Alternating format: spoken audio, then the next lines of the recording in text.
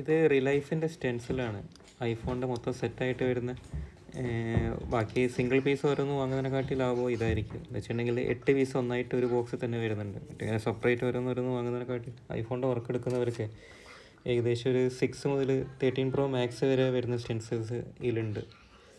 പിന്നെ റിലൈഫ് അതിനോട് അത്യാവശ്യം ബ്രാൻഡ് നെയിം ഉണ്ടായതിനെ കൊണ്ട് ആ സാധനം അത്ര മോശമാവില്ല. പിന്നെ ആമിയോണ്ട് സ്റ്റെൻസിലാണ് സാധാരണ സിംഗിൾ പീസ് വിൽക്കുന്നത്. ഇവിടുത്തെ പിന്നെ സെറ്റായിട്ട് വരുന്നതിനെ കൊണ്ടെടുത്തതാണ്. അധികം ക്വാണ്ടിറ്റി കുറച്ചെടുത്തിട്ടേ ഉള്ളൂ. ഐഫോൺ പിന്നെ അങ്ങനെ ബാക്കിയുള്ള ആൻഡ്രോയിഡ് പോകുന്ന മാതിരി പോകില്ല. മറ്റേത് ഏറ്റവും കൂടുതൽ പോക്കുക SM7150 പറഞ്ഞ മോഡലാണ്. ആ MI10 സ്റ്റെൻസിൽ വരുന്നത്. ഇത് ഒരു ബോക്സിൽ തന്നെ മൊത്തം 8 പീസ് വരുന്നുണ്ട്. അപ്പോൾ ഇതായിരിക്കും ലാഭം. ഇതേമാതിരി ബാക്കി ആൻഡ്രോയിഡിൻ്റെതോ ഇവരത് സെറ്റായിട്ട് വരുന്നുണ്ട്. പക്ഷേ അത് പിന്നെ അങ്ങനെ എത്ര അങ്ങോട്ട് പോകും തോന്നാത്തതിനെ കൊണ്ട് എടുത്തിട്ടില്ല.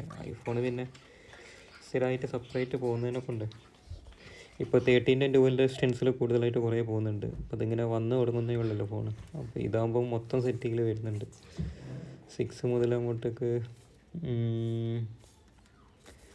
ഏകദേശം മോഡൽ വായിക്കുകയാണെങ്കിൽ കുറേ ഉണ്ടല്ലോ.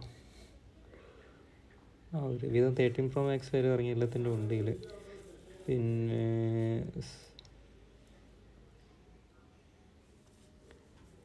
13 Pro Max ഇല്ല നോക്കട്ടെ. ഉണ്ട് 6 പ്ലസ് A8 പറഞ്ഞ് വരുന്നത്.